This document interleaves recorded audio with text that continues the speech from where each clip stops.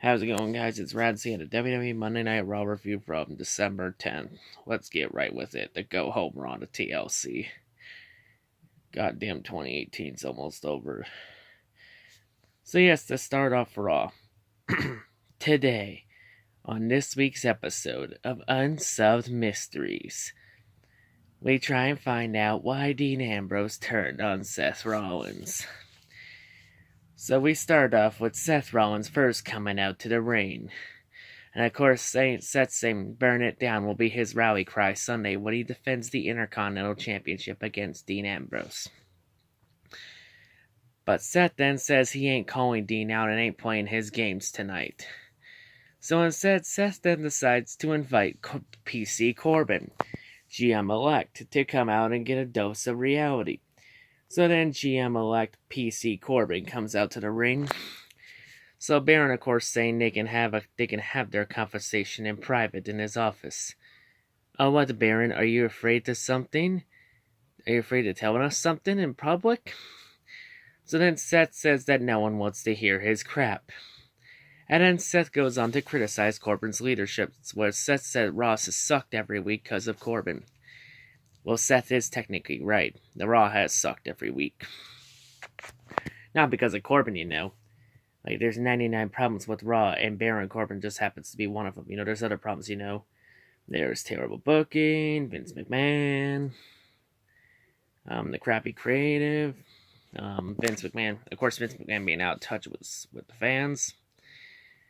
Like, Baron's not the only problem, but odds are, this means that probably Seth is getting a 30-day suspension. Because Seth said something bad about the company. He said the company sucked. Seth said the company sucked. Well, Seth, you can't do that. You gotta be PC and positive, remember? You can't say the company sucks, man. That's the fans' job. Know your role, man. So yeah, Seth, hope you enjoyed the Intercontinental title because you're gonna be dropping it, and then Vince is gonna suspend you because Vince is an asshole. So then Seth goes on saying that Baron abuses his power, and Baron doesn't know what to do with talent. Seth, I think you misspelled Baron Corbin for Vince McMahon. Vince doesn't know what to do with the talent. An example is, the Revival competing in Lucha House Rule Party matches. Yes, those House Rule matches are fucking stupid. So then Seth asks if Raw is just going to become Baron, Corbin, Bobby Lashley, and Drew McIntyre patting each other on the back for 3 hours when everybody and their mothers are fired. So then Seth says that Baron Corbin is then insecure. And then Seth asks if Braun hurt Baron. Yes, Baron. Here's a court doll. Now tell me on this doll where Braun Strowman hurt you. So then Seth then asks Baron, where is the Universal Champion Brock Lesnar? And Seth then says that Brock only shows up when the price is right. Yes. So then Seth calls Baron an abject failure. Well, I mean, he's not wrong. Baron's GM run has been absolute dog shit. And then Seth says that Raw's record low ratings are on Corbin. Nah, I put most of it on Corbin. I put most of it, though, on Vince McMahon and creative and the booking for being absolute fucking dog shit. Like, we could point the fingers at a lot of areas, but it's mainly on Vince McMahon and his yes-men. So then Baron goes on saying he don't care what anyone thinks, thinking he sounds like a badass, when really, Baron, you're not. You sound, that line sucked. There you go, Baron. You just proved Seth Rollins right, you don't give a shit about the company, dumbass. You just proved it right, dumbass. And then Baron says it's gonna get worse for Seth Rollins after Sunday, since Seth wants to be on the wrong side of history. And then Baron says he's gonna put Seth through hell. So then Seth asks Baron, why don't he put Seth through hell now? So then Seth challenges Baron to a TLC match. But Baron says that, then tells Seth that being a hero will cost Seth everything. And then Baron declines, because Baron says he has a lot of paperwork to go through. So then Seth calls Baron Corbin a coward. And then Seth calls Baron coward-elect Corbin. And then that's when Baron would accept the match. But then Baron would then say that the TLC match will be for the Intercontinental Championship. So So we will come back to Unsolved Mysteries in a little bit. So continuing on, next up we get a 3-on-2 handicap match for the Raw Tag Team titles. AOP, Akam and Razor, and Drake Maverick defend against Bobby Roode and Chad Gable. This is a boring-ass match. Highlights, only 2 highlights. Bobby and Chad throwing Drake into AOP over the top rope outside the ring was very well executed. Good job from all 5 men. And Akam's overhead toss. So match ending. AOP would hit the powerbomb neckbreaker combo on Chad Gable. Drake would get tagged in. Drake would then taunt, he would steal one of Bobby Roode's taunts. The glorious taunts. And then Drake goes for a cover on Roode. Roode would counter with a roll-up. Bobby Roode gets the 3 count for the win. So Roode and Chad Gable are your new Raw Tag Team Champions entering TLC. And it was Drake Maverick that got pinned. AOP wasn't even involved in the decision. Crazy. But yeah, odds are probably the rematch will happen this Sunday. So continuing on, next up, we have Natalya coming out to the ring. Of course, Natalya is saying she has something to get off her chest on Ruby Riott. So Natalya goes on saying that Ruby has no respect for anyone in WWE. And then Natalya says Ruby made it personal by trying to destroy her father's legacy. Oh, you mean those sunglasses? Yeah, that was a bit of a low blow. That may have crossed some personal lines. Because that was around about a week or so after Jim Neidhart passed away. So that was a bit of a crossing the line. Of course, Natalya also brought up the fact that Ruby said Natalya's been spoon-fed everything. So then Natalya mentioned the Montreal Screwjob. Especially the part where Bret Hart punched Vince McMahon. And of course, Natalya said since then she's had to scratch and claw and work for everything to make it here. So then Natalya says that she will teach Ruby Riott about respect Sunday. And then Natalya says she will dedicate her match to Jim Neidhart. So then Ruby Riott comes out with the Riott Squad with a covered table. Of course, Ruby's saying that Natalya walks around feeling sorry for herself and that Natalya needs a counselor. And then Ruby says Natalya is a disgrace to her family name. So then Liv Morgan and Sarah Logan stand the table up. And then Ruby pulls the cover off, revealing the table actually had Jim Neidhart on it. And then Ruby says that after Sunday, Jim and Natalya will be closer together. So this is really a personal match.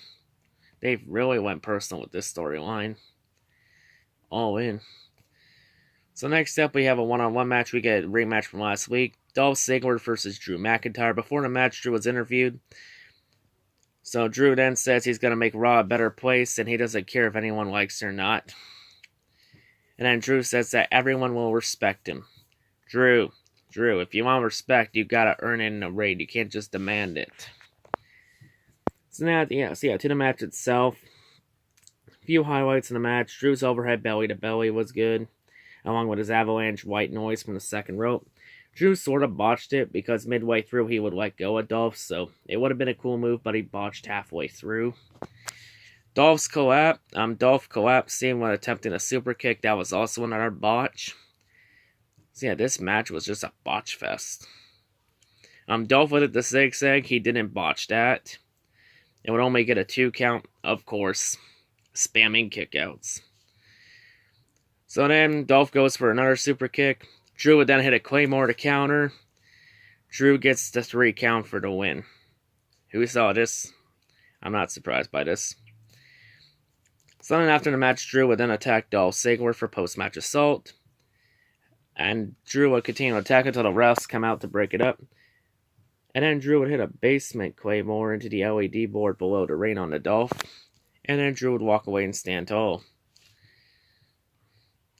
So next up, we got a one-on-one match. Women's match. We get Bayley versus that garbage fake Alicia Fox.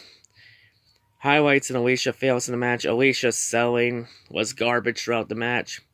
Bayley's flying elbow was good. Alicia's big boot was reckless. Gotta control that better. Alicia's headlock was pretty terrible.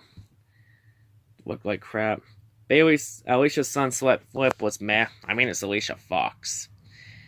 Bailey's sliding clothesline was good. I'm not sure if you caught any of this, but Alicia pretty much no-sold the clothesline. Because right after Alicia got hit by it, she stood right back up. She no-sold it. She no-sold. The purest sample of Alicia making this wrestling look as fake as possible right before your eyes. Bailey's back suplex was good. So to the match ending, the same brothers would come up and distract Bailey. That would allow Alicia Fox to hit a big boot. So then Apollo Crews comes out and helps Sasha Banks take out the same brothers and Jobber Mahal. It would end with Apollo throwing Sasha right into all three of them. So while that happens, Bailey will take advantage of a distracted Alicia Fox to hit the Bailey to belly. Bailey gets the 3 count for the win. So it was a garbage ass match. So far, first hour of Raw has sucked. So yeah, continuing on. Continuing back onto Unsolved Mysteries. We did get a backstage segment with Dean Ambrose being interviewed, where Dean says that Seth just calls himself the Architect when he isn't. And then Dean says that the Intercontinental Championship match tonight was made by Seth's huge ego. And then Dean says he will take Seth's title Sunday.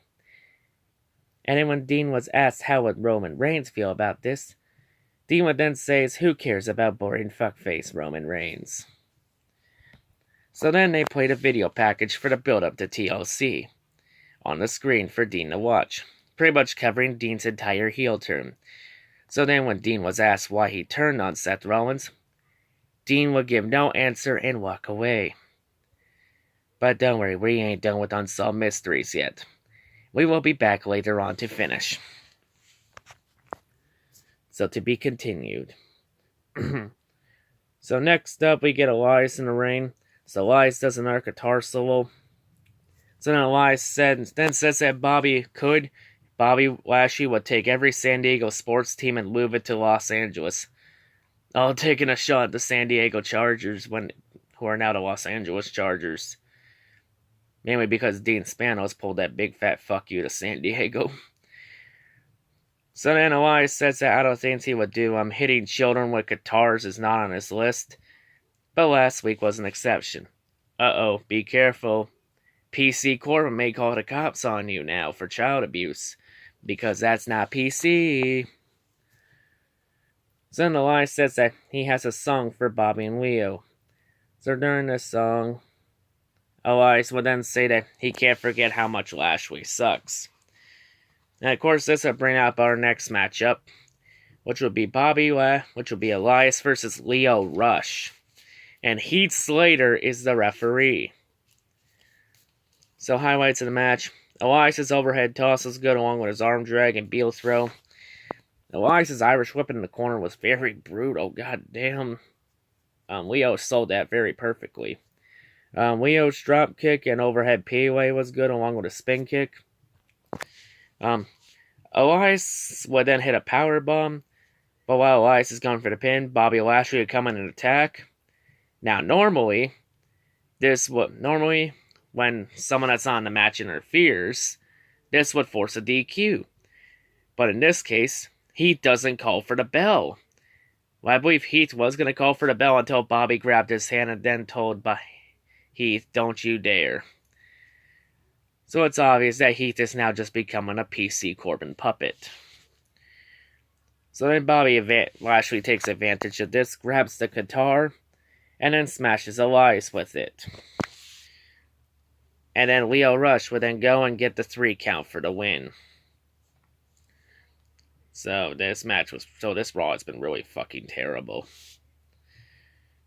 So next up, Alexa Bliss would come out. Of course, Alexa saying she'll be moderating the Ronda Rousey Nia Jax face-to-face segment. So then Nia Jax comes out. So of course, before Ronda would come out, Nia said she's going to say a couple things. So Nia, of course, says that Ronda should lay the title, saying she'll become Raw Women's Champion Sunday at the expense of Ronda. And Nia says that Ronda should lay the title at her feet. And Nia says that she doesn't need the trash talk to hype up a fight. Sure you do. Sure you do. So then Maya mentions her right fist. Hey yo, my right fist, did you know I broke Becky Lynch's face with it? Yes, we know, Nia. You remind us every week of it. Now shut the fuck up about it.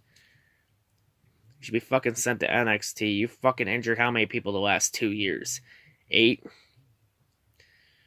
And Nia says that she will punch Ronda over and over with her right fist until Ronda taps out.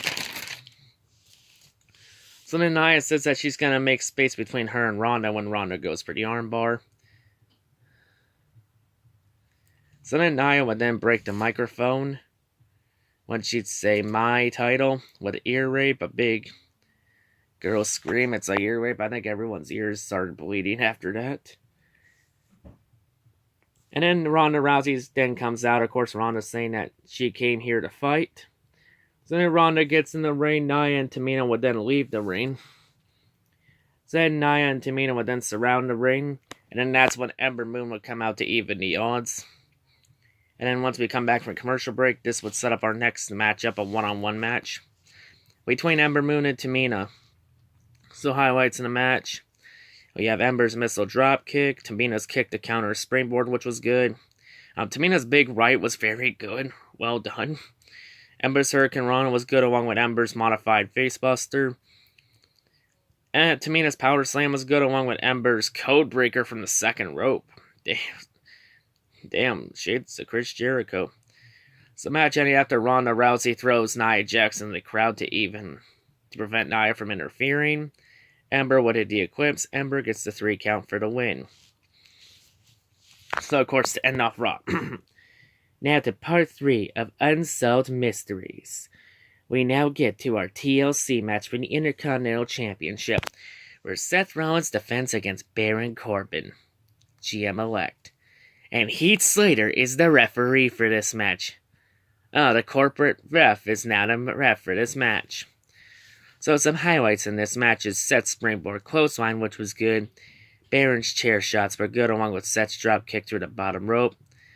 Baron's suplex into a ladder set up in the corner was very well done, along with Baron's running clothesline and Baron's basement drop kick. Baron's deep 6 was also good, along with Seth's insecurity. Seth's chair shots were good, along with Seth's 2 suicide dives. Baron's chokeslam through a table to counter a 3rd suicide dive was very well done. Good job on Baron's part. So then a crucial point in the match was Seth would accidentally strike Heath with the chair. So we have referee knock down a crucial point in match cliche. Seth's frog splash off the top rope outside the ring through the table was very well done. So then, another key moment in the match is Heath would get back up, and as Seth is climbing up the ladder, Heath would then knock Seth off the ladder. Then Heath would go and help Drew McIntyre back in the ring. Seth would get back in, and then Seth would hit a buckle bomb on Baron through the table, which was very well done. So then Seth hits a super kick to Heath to take Heath out of the match. So then Seth hits the curb stomp on PC Corbin. Then Seth climbs up the ladder, Seth pulls the Intercontinental title down, and Seth wins the match. So Seth retains the title predictably. Also, there was also another point earlier in the show where it was announced that Elias versus Bobby Lashley will now be a ladder match with a guitar above the ring. I'm not sure if anyone noticed, but Michael Cole had to pull his script out to make that announcement. So Michael Cole literally forgot his lines and needed to pull the script out on national television. Double botch. So then after the match, Dean Ambrose will then come out and stare at Seth from the stage. And that's how we end Raw, and thus ends another exciting episode of Unsolved Mysteries. So overall, this Raw was fucking terrible. Fucking garbage. Everything Seth said about Raw being ass was fucking correct. This show was trash. Like, when Michael Cole has to read his script on national television because he forgot his lines, you know there is a massive problem here. Like, hell, when a goddamn fucking Cleveland Browns football game is more interesting than this shit, then you know there is a really big, massive problem here. So Monday Night Raw. Well, main event was probably the only good thing about this match tonight. Everything else about this show sucked ass. So Raw rating, 1 out of 10. Garbage ass go home show. Like this episode was so boring that by the time you were done watching it, it felt like you were watching it for fucking 5 hours. Like, this was just a 3-hour waste of time. God damn, I could have done something better with my life than this shit. Thank God 2018's over, because this year WWE has sucked ass. Thank God, and then we can fucking forget 2018 ever happened. But yeah, I think I'm ranting on long enough about this episode. So yeah, I think I'm done. So yeah, I'm out. Hope everyone's a great day, and yeah, peace out.